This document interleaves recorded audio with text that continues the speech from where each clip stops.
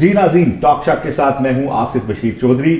اور میرے ساتھ ہیں انویسٹیگیٹو صحافی فخر درانی. ہمارے تیسرے ساتھی اعزاز سید آج شہر سے باہر ہیں، اس لیے آج کے شو میں وہ موجود نہیں ہیں. اور آج ہم بات کریں گے دو بڑی خبروں کے اوپر. آج کی سب سے بڑی خبر،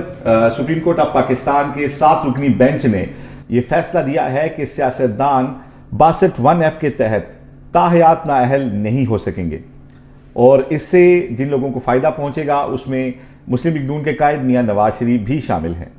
اور اس کے علاوہ دوسری بڑی خبر جو ہے وہ یہ ہے کہ مولانا فضل الرحمان جو ہیں JUI کے قائد، وہ اس وقت افغانستان میں ہیں، اور پاکستان اور افغانستان کے درمیان جو ڈپلومیسی ہے دونوں ملکوں کے درمیان جو بڑے ہی ہاٹ قسم کے ایشوز ہیں ان کے اوپر وہ بات چیت کرنے کے لیے گئے ہیں. اور اس کے اوپر ہم آج بات کریں گے کہ اس میں کیا توقعات ہیں کہ دونوں ملکوں کو اس دورے سے کیا فائدہ ہو سکتا ہے. تو بات کا آغاز کرتے ہیں. فخر،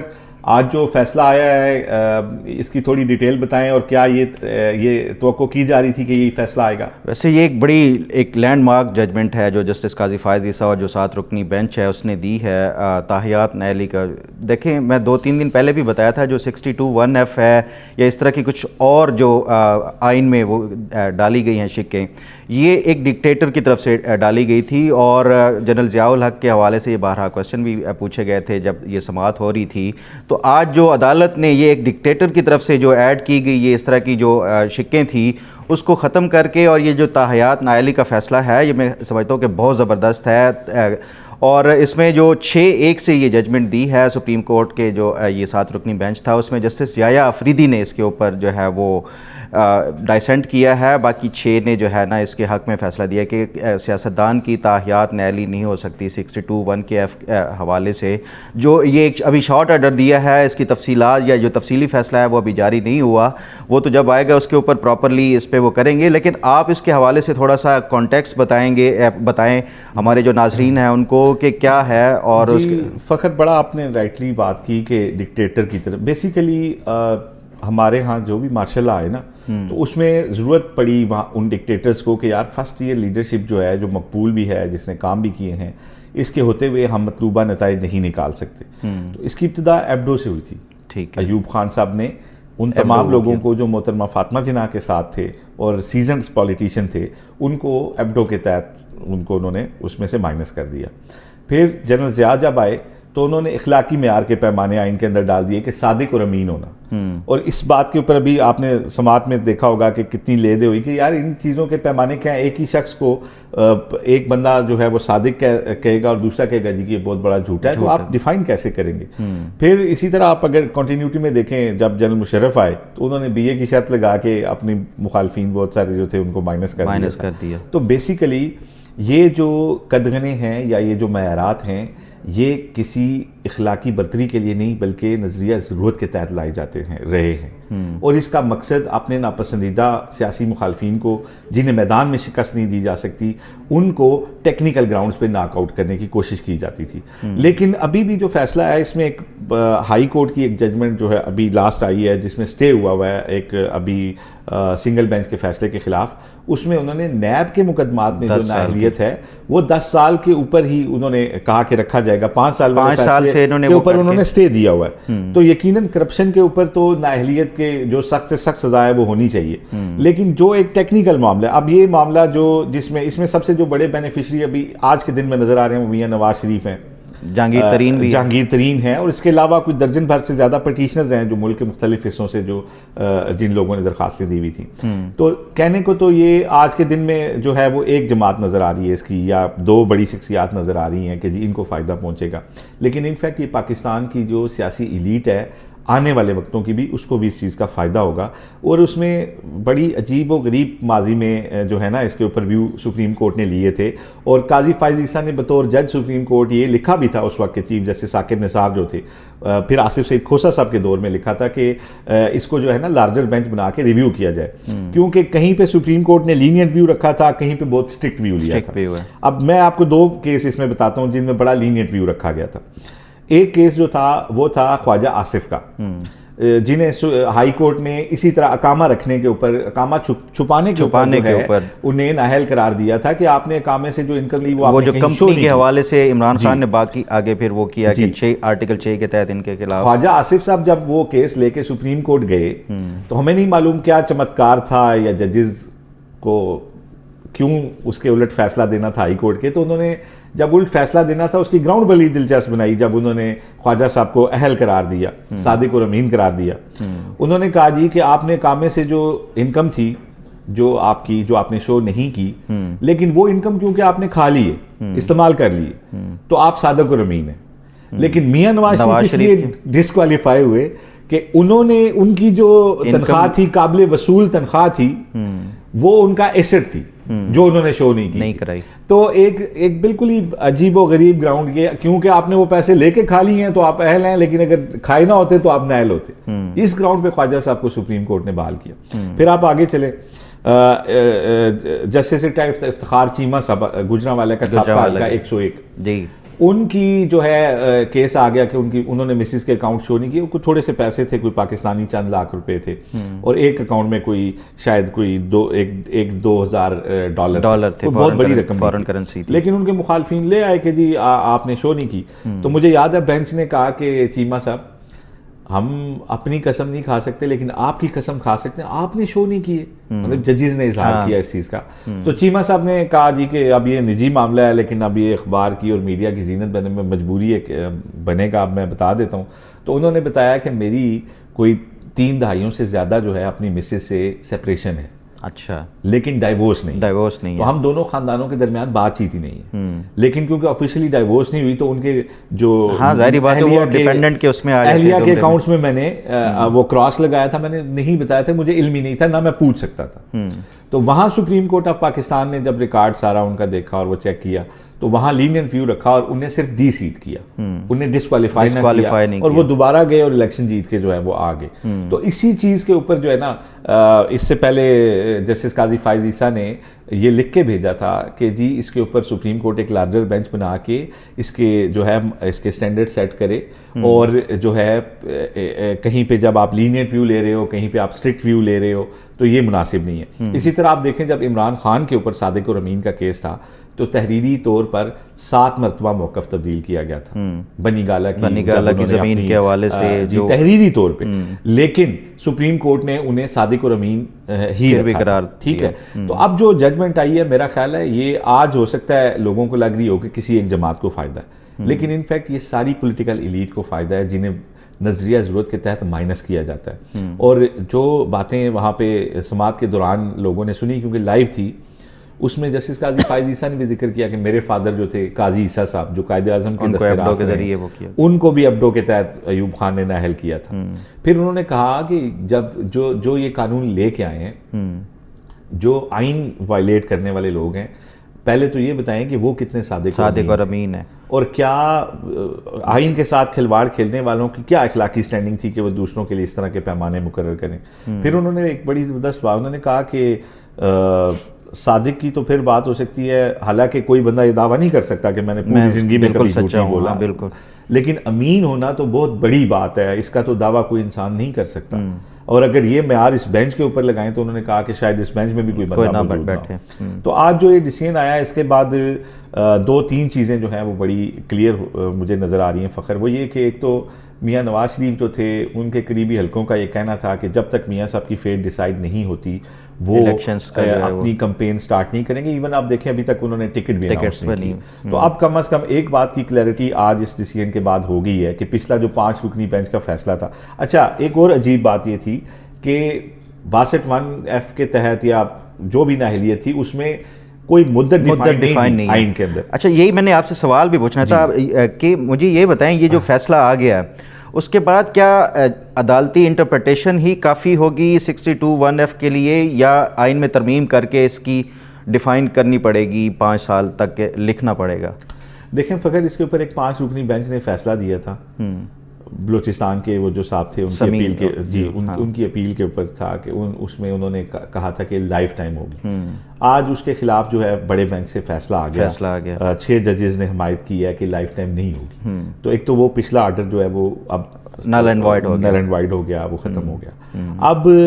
بات رہ گئی کہ ایک قانون ہم نے بنا دیا، کیونکہ دیکھیں آئین کی روشنی میں الیکشن ایکٹ میں جو الیکشن ایکٹ میں ہم 5 سال ڈال چکے ہیں، اب اس میں کلیئرٹی ہے کہ یہ 5 سال ہوگی. ٹھیک ہے، مطلب اس میں مدت اب پہلی دفعہ موجود ہے قانون کے اندر، آئین کے اندر نہیں تھی. آئین کی تشریح کرتے ہوئے سپریم کورٹ نے تاحیات جو فیصلہ کیا تھا نیلی کا، وہ آج ختم ہو گیا. اب ایک قانون کے اندر 5 سال، اب اس میں ابہام نہیں ہے. اور دوسری بات یہ ہے کہ ابھی بھی میں تو ذاتی طور پر یہ سمجھتا ہوں کہ 62(1)(f) کی وہ شکیں جو اخلاقی معیارات سے متعلق ہیں، ان کو آئین سے نکالنا، حذف کرنا چاہیے. 18ویں آئینی ترمیم میں مسلم لیگ نون نے جب اس کی مخالفت کی تھی تو اب انہیں پتہ چل گیا ہوگا کہ ہم نے اس کی مخالفت غلط کی تھی. یہ سیاستدانوں کو کا راستہ روکنا ٹیکنیکل چیزوں کے ساتھ جو ہے وہ درست بات نہیں ہے. ہاں اگر کسی پہ کرپشن ثابت ہو تو اس پہ نااہلی اگر 10 سال ہے تو وہ ٹھیک ہے، میں تو اس کا حامی ہوں کہ پھر تو لائف ٹائم، اگر کوئی کرپٹ ہے اس کو لائف ٹائم بین کریں. لیکن مسئلہ یہ ہے کہ یہاں پہ پاکستان میں نے جس طرح آپ سے پہلے کہا کہ یہاں پہ قوانین جو ہیں وہ پہلے پلان دیکھے جاتے ہیں کہ اس سے کون کون ہرٹ ہوگا، اس کی روشنی میں قوانین بلائے جاتے ہیں، خاص طور پہ جب ڈکٹیٹرشپ ملک میں ہوتی ہے. تو اب کم از کم یہ کلیئرٹی ہے. دوسرا ایک فخر اس کا ایک اور جو سیاسی پہلو ہے وہ یہ ہے کہ اب جلسوں کا جو سلسلہ ہے ملک میں، کم از کم مسلم لیگ نون کی جو کمپین ہے وہ مجھے لگتا ہے کہ وہ اب فل سوئنگ میں ٹریگر ہوگی، پراپر ہوگی. میاں صاحب کے ایک جلسے کے حوالے سے وہ کہا جا رہا ہے کہ مانسیرا میں بھی انہوں نے ڈیٹ دی ہے 22 تاریخ کی، کیونکہ توقع تھی کہ آج پیر کو اس کا فیصلہ آ جائے گا. تو 22 یا 12 22 تاریخ کی ڈیٹ آ رہی ہے. یہ تو بڑا لمبا ہے، ابھی تو 7-8 تاریخ ہے. جی لیکن وہ میرا خیال ہے کہ اپنی کمپین تو پہلے ہی سٹارٹ کر دیں گے، لیکن مانسیرے کے لیے جو ڈیٹ آئی ہے وہ 22 وہاں سے بھی کانٹیسٹ کر رہے ہیں. جی تو وہ 22 کی آئی ہے. میرا خیال ہے کہ پچھلے مہینے جو تھا وہ یہ طے ہو رہا تھا کہ کمپین کا آغاز کراچی سے کیا جائے. وہاں کی تنظیم تیار بھی تھی میاں صاحب کو بلانے کے لیے، اور بلکہ مزار قائد پہ جلسے کے لیے پلان کیا جا رہا تھا. تو اب دیکھتے ہیں کہ وہ کراچی سے سٹارٹ کرتے ہیں یا کسی اور شہر سے. بعد میں پھر مری کی تجویز بھی آئی تھی کہ پہلا جلسہ یہاں پہ کریں،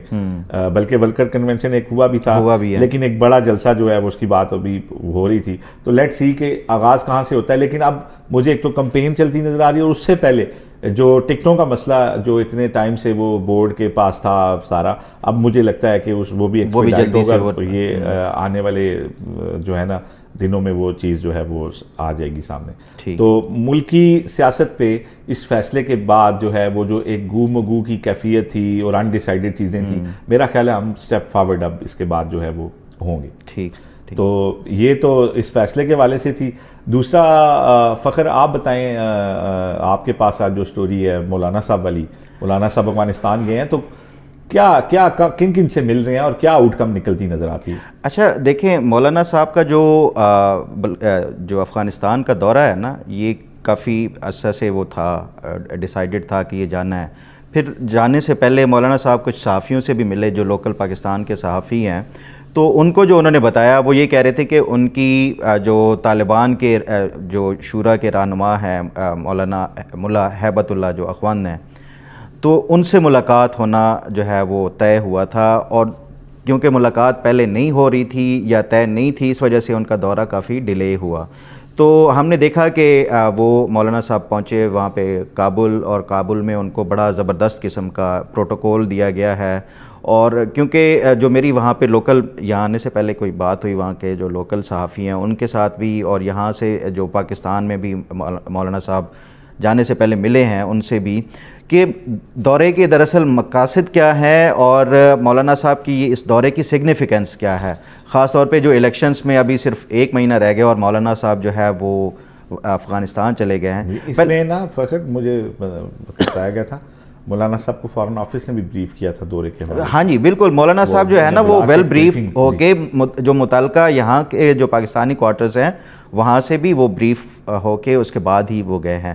تو مولانا صاحب جو ہے وہاں پہ ابھی تو جو طالبان کا ایک پولیٹیکل وہ ہے فیس ہے، ان کے ساتھ جا کے ملاقاتیں وغیرہ ہوئی ہیں. قندھار ابھی مولانا نے جانا ہے. جو افغان میری کچھ لوگوں سے بات ہوئی وہ یہ کہتے ہیں کہ یہ ابھی تک انہیں ایٹ لیسٹ یہ کنفرم نہیں ہے، کیونکہ جو مولانا صاحب کا دورہ ہے وہاں پہ افغانستان میں بھی کچھ جو سوشل میڈیا کے اوپر ان کے اوپر کرٹیسزم کیا جا رہا ہے، جو افغان جو سوشل میڈیا ہے اس میں، کہ یہ پاکستانی حکومت اور یہ اور وہ اس طرح کے جو ایک ٹرولنگ ہے یا جو اس کے اوپر تنقید کے حوالے سے وہ کیا جاتا ہے. لیکن جو طالبان کے سرکردہ رہنما سوشل میڈیا کے اوپر ہیں انہوں نے ان کو جو ہے وہ کی ہے کہ یہ ہمارے گیسٹ ہیں, یہ اسٹیٹ کے گیسٹ ہیں اور یہ ہمارے جو ایک بڑے مذہبی رہنما ہیں, تو اس طرح ان کو جو ہے سوشل میڈیا کے اوپر وہ بے جا تنقید نہیں کرنی چاہیے. یہ افغان جو دولت اسلامیہ ہے اس کے گیسٹ ہیں. اس کے بعد اب یہ ان کی ملاقاتیں جو افغان لوکل میڈیا ہے وہ تو اچھی کوریج دے رہا ہے, لیکن جو افغانستان کا انٹرنیشنل میڈیا ہے, یعنی جو افغان ڈائسپورا کے لیے باہر کے لیے, اس کی کوئی کوریج اتنی زیادہ اچھی نہیں آ رہی. اچھا, یہ اب مولانا صاحب سے جو ملا اخوند ہیں وہ ملتے ہیں یا نہیں ملتے, اس سے پہلے تھوڑا سا میں اگر بیک گراؤنڈ بتاؤں کہ جو ملا اخوند ہے یا افغان شورا ہے وہ دراصل قندھار بیسڈ ہے, جبکہ جو دارالحکومت ہے ان کا وہ کابل ہے. تو جو قندھار کی شورا اور جو ملا اخوند ہے وہ انہوں نے کچھ عرصہ پہلے قندھار کا جو گورنر تھے وہ بھیجا پاکستان میں, جو کہ خاص طور پہ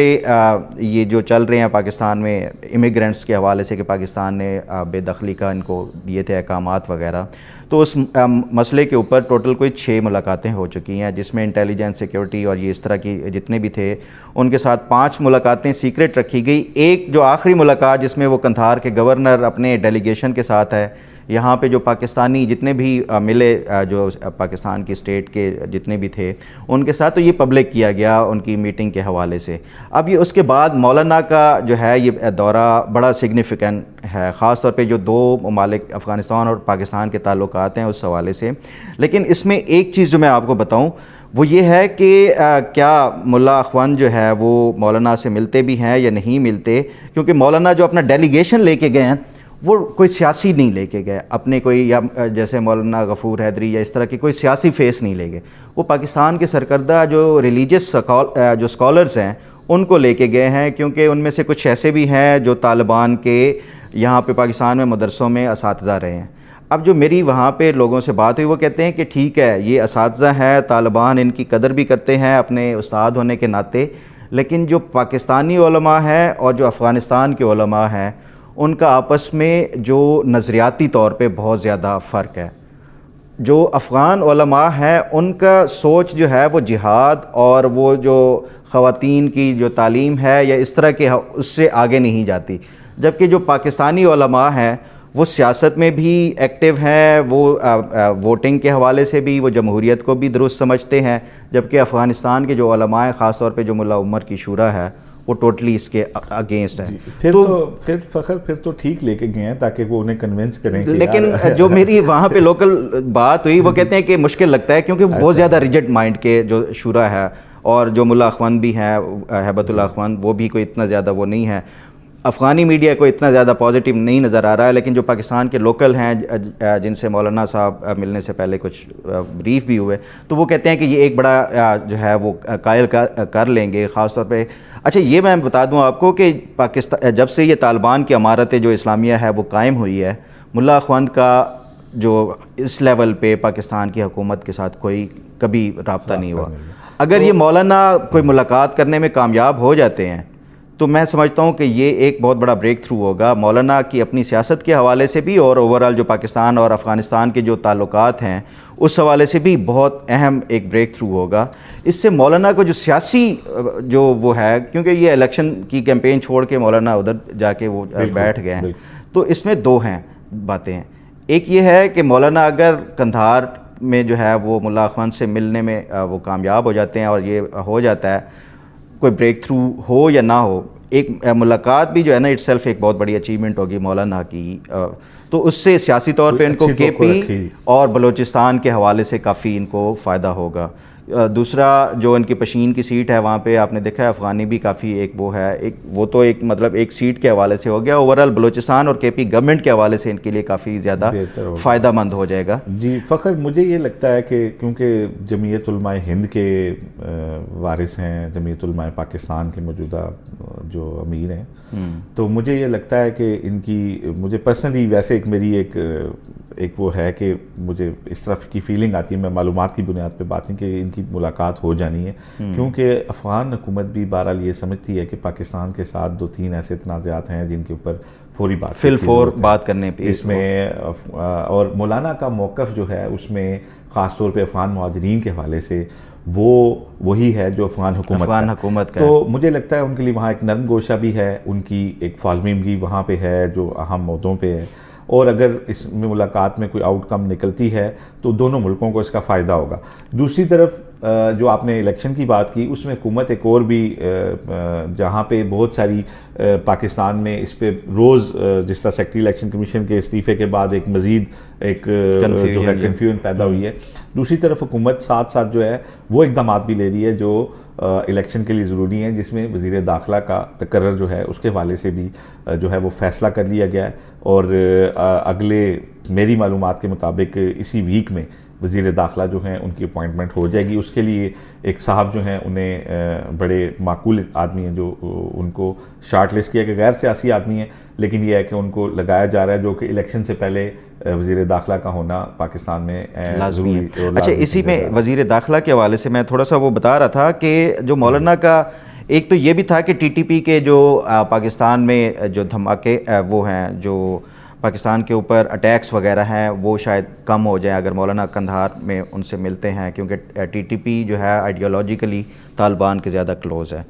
تو لیکن آج آپ نے دیکھا ہے کہ باجوڑ میں ایک اٹیک ہوا ہے۔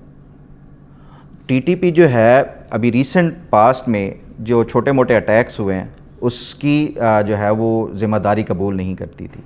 آج انہوں نے ذمہ داری قبول کیا ہے۔ آپ کو پتہ ہے کہ کیوں کی ہے؟ کیونکہ مولانا جو ان کا دورہ ہے افغانستان کا، اس میں ظاہری بات ہے ٹی ٹی پی کے حوالے سے بھی ڈسکشن ہونی تھی، اور یہ ٹی ٹی پی نے ایک میسج دیا ہے کہ مولانا چاہے وہ ان کے ساتھ ملے نہ ملے، دورہ ہو نہ ہو،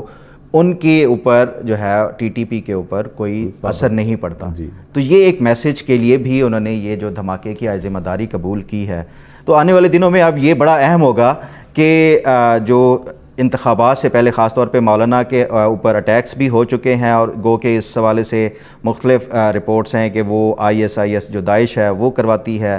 لیکن یہ بڑا ایک اہم ہوگا کیونکہ اس سے پہلے یہ ہوتا تھا کہ افغان حکومت جب الیکشنز تھی تو وہ اس سے پہلے پاکستان سے درخواست کرتی تھی کہ الیکشنز کے حوالے سے کوئی اس طرح کی بدامنی اور نہ ہو، ہم یہ مولانا کا جو ہے یہ الیکشن سے پہلے جانا، تو یہ ایک بڑا ایک اہم وہ ہے۔ میرا یہی خیال ہے کہ جو فخر بات کر رہے ہیں اہم یہی ہے کہ یہ بڑی ملاقات اگر ہو جاتی ہے تو انشاءاللہ اس کے پازیٹیو ریزلٹس نکلیں گے۔ آج تک کے لیے اتنا ہی، اب ہمیں اجازت دیجیے، کل انشاءاللہ ملاقات ہوگی۔